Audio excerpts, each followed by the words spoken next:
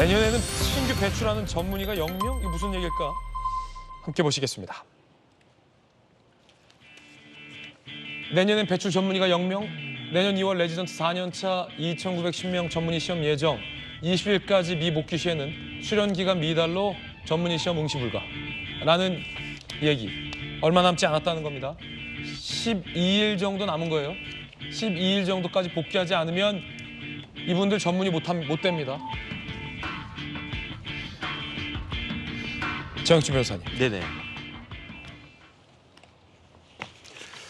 글쎄요, 이렇게 되면은 그 전임의가 뭐 레지던트 이런 사람들 아니겠습니까? 그다음에 전임의 자격증을 따야지 이제 이것저것 할 수 있는 것들도 많고 군의관 갈 때도 계급이 달라진단 말이에요. 그런데 다른 걸 다 떠나가지고 전임의들이 빠진 대학병원을 사실 상정하기가 어렵거든요. 실질적으로 이 전임의들이 조금 더 공부해가지고 펠로우가 되고 그다음에 의대 교수들도 되고 그런데 어떻게 이런 일이 벌어질 때까지 정부에서 플랜 B 같은 것들이 없었나? 저는 그런 것들도 좀 걱정이 되고요. 그다음에 의협회장은 뭐 이렇게 뭐 무슨 시장하고 싸우고 그럴 문제가 아니고 다 자기들 후배 아니겠습니까? 후배들의 앞길을 저렇게 막아서야 되는 것인가? 어찌됐든지 간에 참 걱정이다 그런 생각이 들고요. 그다음에 중요한 건 뭐냐면은 거국적으로 봐가지고 어떤 것이 우리나라 국민들의 생명과 건강에 보탬이 되는 것인지 그런 부분들을 좀 잘 생각을 했어야 되는 것이 아닌가 저는 그런 생각이 듭니다. 예, 그런가 하면 이면택 의사협회 회장이 문체부 공무원을 고발해서 논란입니다. 뇌출혈 증상이 발생해서 세종에서 서울로 전원을 했는데 이걸 의협 회장이 고발하면서 논란이 더 커졌습니다. 지난달 21일 문체부 공무원 A씨가 세종 충남대학교 병원에서 뇌출혈 진료를 받게 됩니다.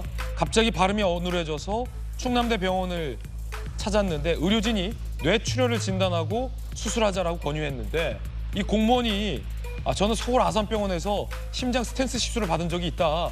나의 큰 수술에 대한 병원 진료 기록과 흔적들이 다 서울 아산병원에 있으니 아산병원으로 가겠다라고 전원을 요구해서 아산병원으로 옮겨서 수술을 받았다라는 거예요. 그런데 이걸 두고 이면택 의협 회장은 부당한 압력을 행사했다며 직권남용 권리행사 방해로 공수처에 고발을 해서 논란이 일고 있습니다. 김현태 당선인님, 이게 고발까지 할 사안이냐와 관련해서 논란이고 이 정도는 전원을 할 수 있는 사안이 아니냐라는 의견도 있고 이재명 대표 부산에서 서울 간 것처럼 이걸 또 공무원이 부당하게 전원을 요구하고 압력한 거 아니냐라는 의협 쪽의 시각인 이면택 회장의 시각인 것 같고 어떻게 보세요? 여기에 대해서 국민적인 많은 시선들이 존재하는 것 같습니다. 일단은 말씀하셨던 것처럼 이제 고위공무원이 이 충남대학교에서 지역 의료에서 충분히 수술을 받을 수 있는 것인데 이 지금 의료 파업이라든지 여러 가지 일반 국민들이 병원 접근성이 떨어지는 이 시점에 굳이 관련 공무원이 서울로 전원할 필요가 있겠느냐 이런 국민적 비판은 있을 수 있다고 생각됩니다. 다만 의협 회장이 이걸 고발하는 것까지는 저는 좀 상식적이지 않다라고 생각해요. 왜냐하면 이 공무원이 말했던 것처럼 서울에서 이런 심장 수술을 받은 이력이 있고 예. 공무원은 하나의 국민으로서 본인이 또 그 수술 받았던 병원에서 좀 안전하고 더 안심 있게 수술 받고 싶은 어떤 그러한 욕망이 있을 수 있는 거거든요. 근데 의협 회장도 의사일 거고 그 어떤 국민의 하나의 권리를 고위 공무원이었다는 이유만으로 이것을 고발한다라는 것 자체는 지금 의료 파업이 있는 시점에서 정부와 계속 의도적으로 각을 세우려고 하는 거 아닌가 이러한 의구심이 나올 수밖에 없을 것 같고요. 저는 지금 의료 개혁이나 의료 파업 이거와 관련해 가지고 이 의협 회장도 좀 자중해야 될 때라고 생각합니다. 예, 정영진 변호사님, 네네. 이게 공무원의 고위 직위를 이용해서 압력을 행사했는지는 조금 더 따져봐야 될 것 같은데 네네. 오히려 스탠스 시술을 받은 적이 있다고 하면 공무원을 떠나서 뭔가 그래도 큰 수술을 받은 적이 있는 병원에서 이런 것도 좀 걱정될 것 같기도 하고. 저는 그 이면택 회장이 참 걱정스러워요. 예. 저게 과연 의사가 할 그 행동인가? 왜냐하면 만약에 저 공무원이 지금과 같은 상황이 아니었으면 이면택 회장이라고 하는 사람이 고발을 했겠습니까?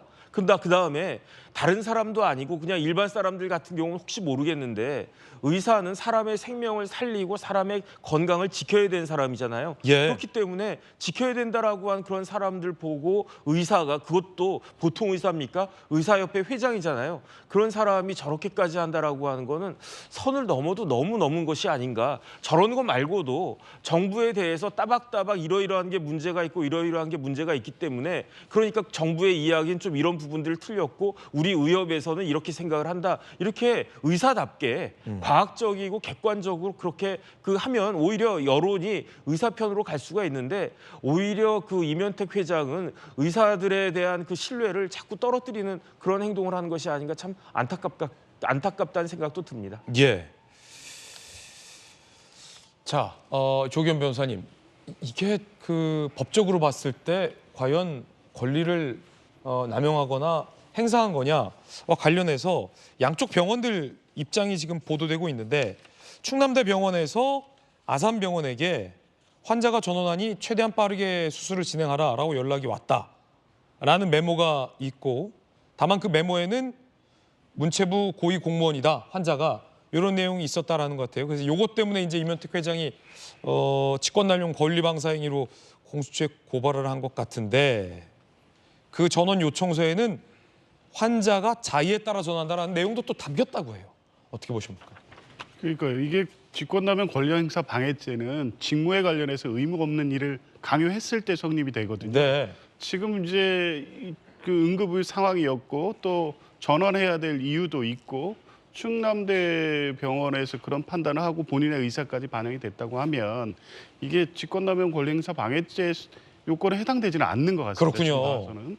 그럼에도 불구하고 지금 이 의사협회장의 이 고발 조치는 사실은 이 사안 자체가 의사협회장으로서 의료 현안에 대한 법률적 대응 이 차원이 아닌 것 같습니다. 지금 의료 파업이라든가 지금 증언 문제의 갈등을 정치 문제로 계속 전환시키기 위한 어떤 이 행위로 보여지기 때문에 이게 적정한가에 대한 문제가 계속 나올 수밖에 없고요. 의사협회장이면 의사들의 어떤 불만과 문제 제기는 한편으로 이해는 합니다만 지금은 국민들이 느끼는 의료 공백에 대한 불안감 또 피해가 현실화되는 점을 고려해서 문제 해결을 위한 노력을 해야 될 자리에 있는 분이다. 이런 생각 꼭 해주셨으면 좋겠습니다.